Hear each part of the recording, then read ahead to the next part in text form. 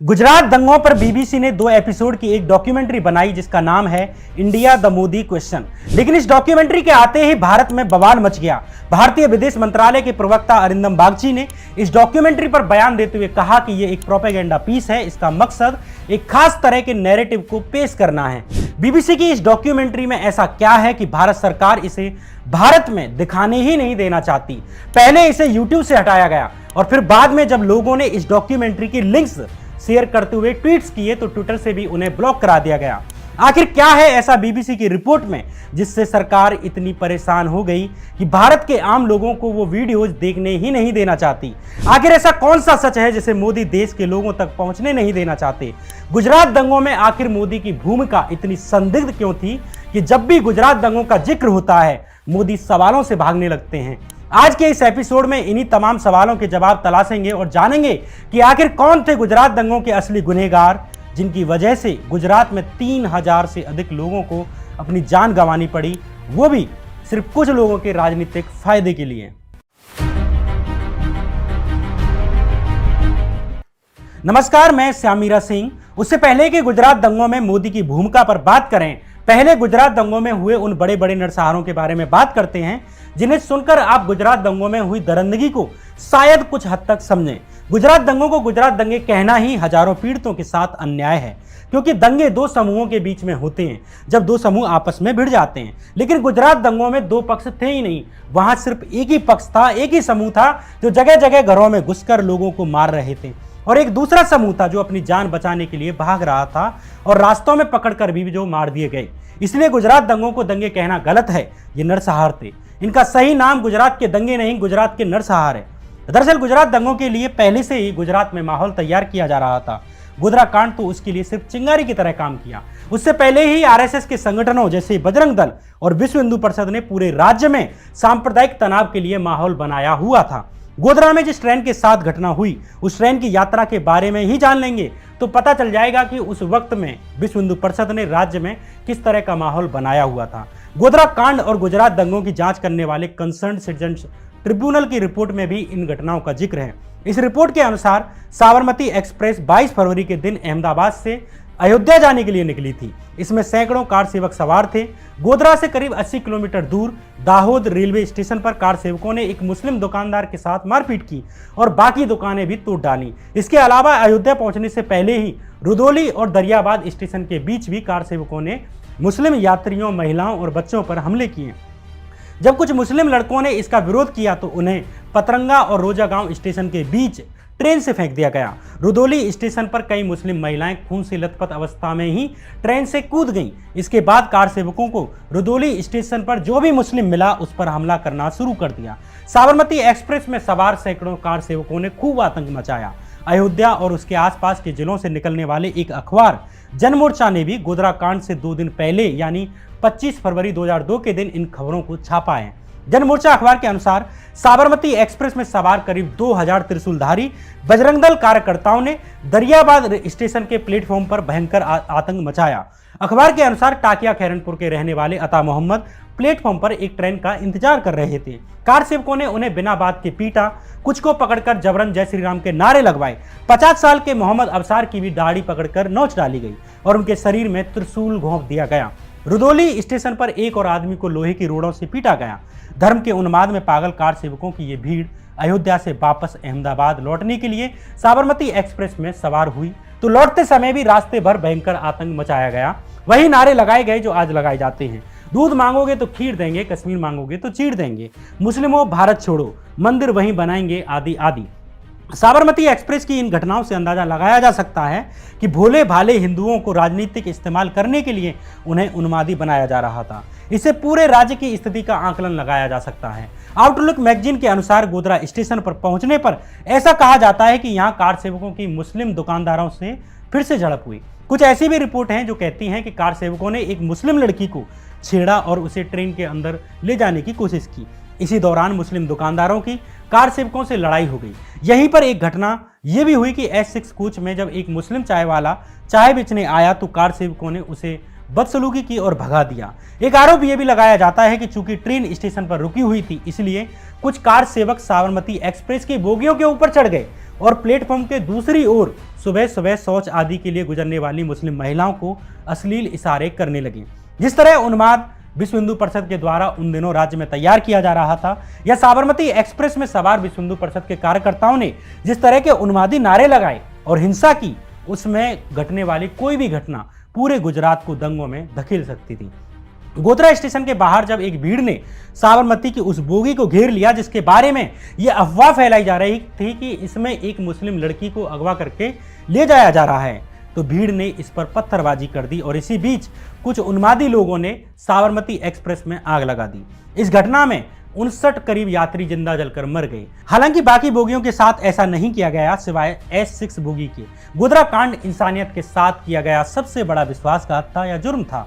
उसमें मरे लोगों को न्याय मिलना चाहिए था और जो भी लोग इसके दोषी थे, जो भी इस घटना में शामिल थे, उन्हें सबसे कठोर सजा दी जानी चाहिए थी। उन्हें ताउम्र जेल में तड़पाया जाना चाहिए था। कार सेवकों के द्वारा किए गए किसी भी व्यवहार के लिए पूरी बोगी को जला देना किसी भी लिहाज से सही नहीं था, लेकिन इस घटना को रोका जा सकता था क्योंकि पहले से ही सांप्रदायिक घटनाएं अपने जोरों पर थी। लेकिन वो पार्टी, वो सरकार गोधरा पीड़ितों को न्याय कैसे दे सकती है जिन्होंने खुद ही इस तरह की घटना होने के लिए माहौल तैयार किया हुआ था और जो चाहते थे कि देश में हिंदू मुस्लिम हो, कभी इधर के लोग मारे जाएं तो कभी उधर के लोग मारे जाएं। गोधरा कांड से पहले हुए गुजरात में उपचुनावों में भाजपा हार चुकी थी। इससे साफ संदेश था कि कांग्रेस गुजरात की सत्ता में लौट सकती है, लेकिन भाजपा आरएसएस गुजरात में सांप्रदायिक माहौल तैयार करने में लगे रहे और अंत में गोधरा कांड की एक दुर्भाग्यपूर्ण घटना घटी जिसने उन्हें यह मौका दिया। गोधरा कांड 27 फरवरी की सुबह हुआ, लेकिन उसके पहले के गुजरात के माहौल पर बात करना भी जरूरी है। कॉम्बैट कम्युनलिज्म नाम की एक रिपोर्ट में फरवरी महीने में विश्व हिंदू परिषद के नेताओं के द्वारा दिए गए उत्तेजित करने वाले भाषणों का जिक्र है। जैसे 7 फरवरी के दिन प्रवीण तोगड़िया ने भाषण दिया कि राम मंदिर का तेज निर्माण होना जरूरी है, यही इस्लामिक आतंकवाद का जवाब है। वक्त आ गया है कि सरकार मदरसों पर बैन लगा दे। 11 फरवरी को तोगड़िया ने एक और बयान दिया कि कश्मीर की समस्या का समाधान अयोध्या से जाता है, जिहादी मानसिकता को किसी भी हाल में हराना है। 14 फरवरी को प्रवीण तोगड़िया ने एक और बयान दिया कि देश के पास एक ही विकल्प बचा है कि वो इस्लामिक आतंकवाद के खिलाफ युद्ध छिड़े। गोधरा कांड से 7 दिन पहले यानी 23 फरवरी के दिन भी बजरंग दल के संयोजक SK जैन ने बयान दिया कि बजरंग दल के 20 लाख त्रिशूलधारी कार्यकर्ता अयोध्या के लिए मार्च करेंगे। वे किसी भी प्रकार की चुनौती को झेलने के लिए तैयार हैं। अगर कोई भी मुस्लिम अयोध्या में बाबरी मस्जिद पर राम मंदिर बनाने से रोकेगा तो हम जामा मस्जिद में जाकर हनुमान चालीसा पढ़ के आएंगे। इन बयानों से अंदाजा लगाया जा सकता है कि उस वक्त किस तरह का माहौल बजरंग दल और विश्व हिंदू परिषद के द्वारा बनाया गया था। BHP ने ऐलान कर दिया था कि वो किसी भी कीमत पर 15 मार्च के दिन अयोध्या में बाबरी मस्जिद पर राम मंदिर का निर्माण शुरू कर देगी और इसके लिए उसे कोर्ट के किसी निर्णय का इंतजार करने की जरूरत नहीं है। 15 मार्च के इस कार्यक्रम से पहले ही देश भर से हिंदुओं को भर भर कर ट्रेनों से अयोध्या लाया जा रहा था और इसी योजना के तहत साबरमती एक्सप्रेस से बजरंग दल और विश्व हिंदू परिषद की धार्मिक उन्मादी भीड़ भी अयोध्या ले जाई गई और 27 जनवरी की सुबह ये साबरमती एक्सप्रेस अयोध्या से गुजरात की तरफ जा रही थी, जहां दोबारा उनका गोधरा स्टेशन के कुछ मुस्लिम दुकानदारों से इन कार सेवकों का झगड़ा होता है और उसके बाद गोधरा कांड जैसी दुर्घटना को अंजाम दिया गया। गोधरा कांड के बाद एक वर्ग से प्रतिक्रिया आना स्वाभाविक था, चूंकि पहले से ही राम मंदिर के निर्माण की आड़ में पूरे गुजरात और देश भर में सांप्रदायिक माहौल तैयार किया जा चुका था, लेकिन तब भी इसे आराम से नियंत्रित किया जा सकता था। उन लोगों को जीवित बचाया जा सकता था जो असल में गोधरा कांड के दोषी नहीं थे, जिनका गोधरा कांड से कोई दूर दूर तक नाता नहीं था। लेकिन गोधरा के बाद पूरे गुजरात में नरसंहार शुरू हो गए। ये नरसंहार इतने तरीके से किए गए कि ऐसे आरोप लगे कि ये पहले से ही सुनियोजित थे, इनकी तैयारियां भी पहले से की गई थी। यहीं पर आती है BBC की रिपोर्ट जो कहती है कि गुजरात दंगे पूर्व नियोजित थे, यानी इनकी तैयारियां भी पहले से की गई थी। दरअसल BBC की डॉक्यूमेंट्री ब्रिटिश सरकार के विदेश मंत्रालय की एक ऐसी रिपोर्ट पर आधारित है जो पहले कभी प्रकाशित नहीं की गई थी। BBC ने ब्रिटिश फॉरेन ऑफिस से इस अनपब्लिश्ड रिपोर्ट को लिया था और डॉक्यूमेंट्री बनाई।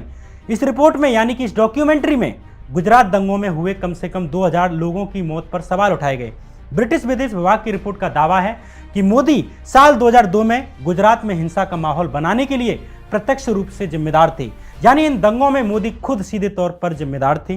ब्रिटिश सरकार की रिपोर्ट के अनुसार ये हिंसा विश्व हिंदू परिषद के द्वारा पहले से ही पूर्व नियोजित, संभवतः महीनों पहले से थी। रिपोर्ट के अनुसार 27 जनवरी को हुए गोधरा कांड ने उन्हें एक बहाना दे दिया। अगर गोधरा कांड ना होता तब भी वे कोई दूसरा मौका ढूंढ लेते। यूके सरकार की यह रिपोर्ट गुजरात दंगों के प्री प्लान्ड होने को लेकर एविडेंस भी देती है। इस रिपोर्ट के अनुसार पुलिस के संपर्कों ने इस बात की पुष्टि की कि मुस्लिमों के घरों और बिजनेस को टारगेट करने के लिए कंप्यूटराइज्ड लिस्ट का इस्तेमाल किया गया। इसमें मुस्लिमों की दुकानों और मकानों के बारे में पहले से ही जानकारियां थीं, जिससे साफ होता है कि वे पहले से ही हिंसा के लिए तैयारियां कर रहे थे। ये बातें ब्रिटिश सरकार की उस अनपब्लिश्ड रिपोर्ट में कही गई हैं, जिनके आधार पर बीबीसी ने डॉक्यूमेंट्री बनाई। जिस दिन गोधरा कांड हुआ उसी शाम विश्व हिंदू परिषद ने गुजरात बंद का ऐलान कर दिया और अगले ही दिन गुजरात बंद के दौरान अहमदाबाद के नरोदा पाटिया में बजरंग दल और विश्व हिंदू परिषद की भीड़ पहुंच जाती है। नरोदा पाटिया के लोगों का गोधरा कांड से दूर दूर तक कोई नाता नहीं था, सिवाय इसके कि वे मुस्लिम धर्म से ताल्लुक रखते थे। ये मुस्लिम प्रवासियों की बस्ती थी, जिसमें अधिकतर गरीब मजदूर रहते थे, जिनका काम मजदूरी था और अपने बच्चों को पालना था। लेकिन बजरंग दल और विश्व हिंदू परिषद की भीड़ ने इन बेगुनाह मजदूरों की बस्ती पर हमला कर दिया और एक दो लोग नहीं बल्कि कुल 150 से अधिक लोग मारे गए। तहलका स्टिंग ऑपरेशन में एक गवाह ने एक कुएं को दिखाते हुए बताया कि इन गुंडों ने मुस्लिमों को जलाकर इस कुएं में फेंक दिया और जिनमें अधिकतर महिलाएं थीं। सरकारी आंकड़ों की ही बात करें तो सुबह करीब 9 बजे से शुरू हुआ ये नरसंहार करीब रात के 8 बजे तक चलता रहा। इस दौरान महिलाओं के रेप किए गए, वो भी सबके सामने किए गए और उन्हीं रेप पीड़िताओं को रेप करने के बाद वहीं जिंदा जला दिया गया। इस नरसंहार में कुल 97 मुस्लिमों की हत्या कर दी गई। इनमें से 36 महिलाएं थीं, 35 छोटे छोटे बच्चे थे और 26 पुरुष थे। नरोदा पाटिया के मामले पर ह्यूमन राइट्स वॉच नाम के इंटरनेशनल एनजीओ ने भी ग्राउंड पर जाकर रिपोर्ट की, जांच की। ह्यूमन राइट्स वॉच की इस रिपोर्ट के अनुसार नरोदा पाटिया में दरिया खान घुम्मट कैंप नाम की एक जगह है, जहां पर एक सामूहिक कब्र स्थित है। इस सामूहिक कब्र में 61 लोगों को यहां एक साथ दफनाया गया, जिनमें 34 महिलाएं और 27 बच्चे थे। इनमें से किसी का भी गोधरा कांड से दूर दूर तक कोई संबंध नहीं था। इस कब्र के पास ही एक कब्र खोदने वाले ने ह्यूमन राइट्स वॉच को बताया कि करीब 3 महिलाएं ऐसी थीं जो गर्भवती थीं, जिनके पेट काटकर उनके भ्रूण निकाल दिए गए। अजन्मे बच्चे अपनी मां के पेट से लटके हुए थे, उन्हें मां के पेट से दोबारा सटाकर दफनाया गया। यह हालात नरोदा पाटिया की थी। पूरे 10 घंटे तक नरसंहार चलता रहा। पुलिस के कॉल पर कॉल जाते रहे। पुलिस की मौजूदगी में ही नरोदा पाटिया हुआ। इस नरसंहार का मुख्य आरोपी और बजरंग दल का नेता बाबू बजरंगी तहलका के स्टिंग ऑपरेशन में बड़ी शान से बता रहा है कि कैसे उसने मुस्लिम महिलाओं के पेट को चीरकर अजन्मे बच्चों को बाहर निकाल दिया। इस स्टिंग ऑपरेशन में बाबू बजरंगी नरेंद्र मोदी को भी धन्यवाद देता है और कहता है कि जो गुजरात के लिए नरेंद्र भाई मोदी ने किया वो कोई और नहीं कर सकता था। पुलिस सामने खड़ी रही और हमने मुसलमानों की हत्याएं की। अगर मोदी ना होते तो हम ये कभी ना कर पाते। पुलिस इतनी अधिक थी कि हमें नरोदा पाटिया में घुसने भी नहीं देती। इतना सारा पुलिस फोर्स था, लेकिन हमें रोका नहीं गया। बाबू बजरंगी ने यह भी कहा कि जब मुसलमानों का नरसंहार हो गया उसके बाद पुलिस कमिश्नर आया और बोला मौतों की संख्या बहुत अधिक हो गई है, मेरे लिए मुश्किल होगी, इसलिए लाशों को अलग अलग जगह भिजवा दिया और अलग अलग जगहों पर उनकी मौत दिखाकर पोस्टमार्टम किए गए। जिस जोन में नरोदा पाटिया आता है उस जोन के डीसीपी थे पीबी गोंडिया। गोंडिया के वक्त ही नरोदा पाटिया में नरसंहार हुआ था। जैसे माया कोडनानी पर आरोप लगा, जो कि भाजपा की मंत्री रहीं, कि उन्होंने लोगों को दंगों के लिए उकसाया, वैसे ही एसआईटी ने 2010 में जारी होने वाली अपनी प्राइमरी रिपोर्ट में कहा कि गोंडिया मुस्लिमों के नरसंहार होने के दोषी हैं। उन्होंने मुस्लिमों को नरसंहार को होने दिया, इसके बावजूद उन पर कोई एक्शन ही नहीं लिया गया। एक्शन लेना तो दूर, उनका प्रमोशन किया गया, उनको सिविल डिफेंस का जॉइंट डायरेक्टर बना दिया गया। एसआईटी ने कहा कि अगर गोंडिया ने जिम्मेदारी निभाई होती तो सैकड़ों मुसलमानों को बचाया जा सकता था। नरोदा पाटिया की तरह ही बेस्ट बेकरी कांड का मामला है। दरअसल बेस्ट बेकरी एक दुकान का नाम था। दंगों के दौरान 14 लोग इस दुकान में अपनी जान बचाने के लिए छुपे हुए थे, लेकिन इन 14 लोगों को इस दुकान में ही जिंदा जला दिया गया। मरने वालों में 11 मुसलमानों के अलावा 3 हिंदू भी थे। ये 3 हिंदू उस दुकान में ही काम करते थे और अपनी जान बचाने के लिए छिपे थे। इस मामले की मुख्य गवाह थी जाहिरा शेख। जाहिरा शेख के पूरे परिवार को इस दंगे में जला दिया गया। ऐसे ही जाकिया जाफरी का मामला है। जाकिया जाफरी अपने पति एहसान जाफरी के साथ अहमदाबाद शहर की गुलबर्ग सोसाइटी में रहती थी। एहसान जाफरी कांग्रेस के पूर्व सांसद थे। गोधरा कांड के बाद अगले दिन जब दंगे शुरू हुए तो गुलबर्ग सोसाइटी के बाहर बड़ी संख्या में लोग इकट्ठा हो गए। सैकड़ों की भीड़ ने इस सोसाइटी के गेट को तोड़ दिया और पत्थर और पेट्रोल बम बरसाना शुरू कर दिया। दंगाई भीड़ ने इन बेगुनाहों के घर में आग लगाना शुरू कर दिया, जिनका गोधरा कांड से दूर दूर तक कोई मतलब नहीं था। करीब 35 लोगों को वहीं जिंदा जला दिया गया। न बच्चों को छोड़ा गया, न महिलाओं को छोड़ा गया, न बूढ़ों को। गुलबर्ग सोसाइटी के करीब 69 लोगों की हत्या कर दी गई। ये भीड़ गोधरा में जिंदा जलाए गए 59 हिंदुओं का बदला लेना चाहती थी, लेकिन ले किससे रही थी? किसी के किए हुए की सजा किसी और को दी जा रही थी। ऐसे ही दाहोद जिले में भी एक ही परिवार के 14 लोगों की नृशंसतापूर्वक हत्या कर दी गई। इस मामले को बिल्किस बानो के नाम से जाना जाता है। 19 साल की बिल्किस बानो किचन में खाना बना रही थी, तभी उसकी चाची ने हड़बड़ाते हुए आकर कहा कि भागो, हमारे घरों में आग लगाई जा रही है। घबराई बिल्किस अपनी 3 साल की बेटी सालेहा को लेकर घर से भागने के लिए निकल आई। बिल्किस उस वक्त 5 महीने की गर्भवती भी थी। बिल्किस के साथ उसकी माँ, छोटे छोटे बच्चों और 2 पुरुषों समेत 17 लोगों का समूह था। ये लोग एक गांव से दूसरे गांव छुपते छुपाते भाग रहे थे। ऐसे ही एक कच्चे रास्ते से भागने के दौरान 2 ट्रकों में लदकर आ रही एक भीड़ ने इन्हें देख लिया। मजहबी उन्माद में पागल ये भीड़ हाथों में तलवार और हाशिया जैसे हथियार लहरा रही थी। इनमें से अधिकतर बिल्किस के परिवार को पहले से जानते थे। एक हत्यारा तो एक डॉक्टर का बेटा था जिसने कभी बिल्किस के पिता का इलाज किया था, लेकिन जरा भी तरस नहीं खाई और एक एक करके सबको नोच डाला। बिल्किस के हाथ में 3 साल की बच्ची सालेहा थी। एक हत्यारे ने बिल्किस के हाथों से इस 3 साल की सालेहा को छीनकर नीचे पत्थर में दे मारा और उसकी हत्या कर दी। बिल्किस की मां को भी बलात्कार करके मार दिया गया। उसकी चचेरी बहन समीम को, जिसने कि ठीक एक दिन पहले ही एक बच्चे को जन्म दिया था, उसे भी बलात्कार करके मार दिया गया। और उस एक दिन के बच्चे को भी, उस नवजात शिशु को भी मार दिया गया जिसने सिर्फ एक दिन पहले जन्म लिया था। बिल्किस के ही गांव के 3 हत्यारों ने बिल्किस के भी कपड़ों को खींच डाला और एक एक करके बलात्कार किया। जब बिल्किस होश खो बैठी तो उसे मरा समझकर हत्यारे वहां से भाग निकले। गुजरात दंगों के दौरान हुई इन घटनाओं में बिल्किस के परिवार के 14 लोगों को मारा गया। गुलबर्ग सोसाइटी में 69 लोगों को जिंदा जलाकर मार दिया गया। नरोदा पाटिया में 97 मुस्लिमों की हत्या की गई, जिनमें अधिकतर महिलाएं और बच्चे थे।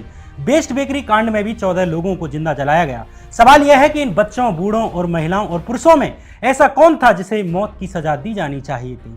सिर्फ धर्म के नाम पर इन लोगों को मार दिया गया। इनका कसूर क्या था? इनकी जिंदगियों की सांसें क्यों छीन ली गईं? क्या ये सवाल गुजरात के मुख्यमंत्री और अब के देश के प्रधानमंत्री मोदी से नहीं पूछे जाने चाहिए? गोधरा कांड के एक एक दोषी को सड़क पर खड़े करके सजा दी जानी चाहिए, लेकिन इन लोगों को क्यों सजा दी गई? क्या अपराध किया था इन्होंने? ये बात हिंदू मुसलमान की नहीं है। हिंदू और मुसलमान होकर मत देखिए, ये देखिए कि इसके लिए असल में दोषी कौन था। दरअसल इसकी दोषी इस देश में हिंदू और मुसलमान के नाम पर की जा रही राजनीति है। जब भी किसी नेता को हिंदू मुसलमान में अंतर करते देखो, समझ जाना कि वही इन नरसंहारों का असली दोषी है, जिसकी नींव 1990 में राम मंदिर आंदोलन के नाम पर रखी गई। पवित्र राम मंदिर से किसी भी हिंदू को या मुसलमान को कोई तकलीफ नहीं है, लेकिन जब मंदिरों और मस्जिदों का उपयोग अपनी राजनीति के उदय के लिए किया जाने लगे तो समझ जाइए ये एक दिन समाज में नरसंहारों को पैदा करेगा।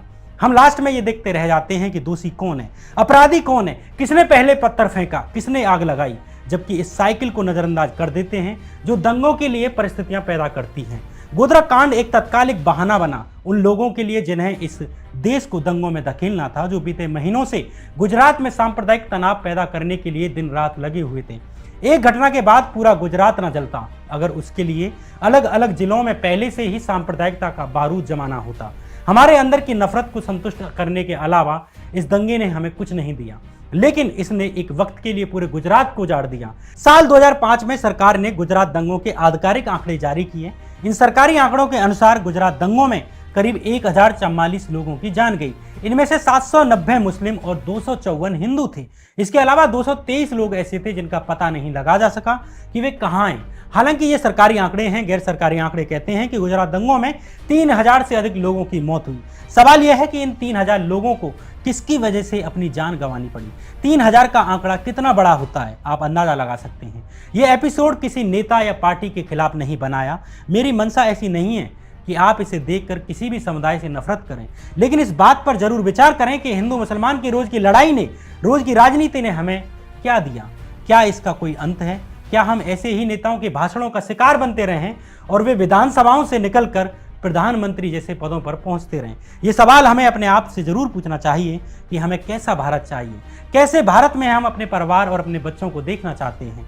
21वीं सदी में सांप्रदायिकता के लिए लड़ते बिड़ते और जूझते देश को देखना चाहते हैं, या इस गुलिस्तान को बचाना चाहते हैं जिसके लिए कभी हम गाते थे, सारे जहां से अच्छा हिंदुस्तान हमारा। बहरहाल ये कहानी थी सांप्रदायिकता से जूझते भारत की। ये कहानी थी दंगों में झोंके गए गुजरात की। आप गुजरात दंगों पर बनाई मेरी सीरीज भी देख सकते हैं, जिसमें बहुत ही अधिक डिटेल में चीज़ें बताई गई हैं। जांच के बारे में बताया गया है और उन तथ्यों के बारे में भी बताया गया है। इसके बारे में भी बताया गया है कि गुजरात के मुख्यमंत्री को इस मामले में कैसे क्लीन चिट मिली। इन सब वीडियोज को आप मेरे चैनल पर इत्मीनान से देख सकते हैं। फिर अगला एपिसोड लेकर आऊँगा जल्द, बहुत जल्द। तब तक के लिए नमस्कार।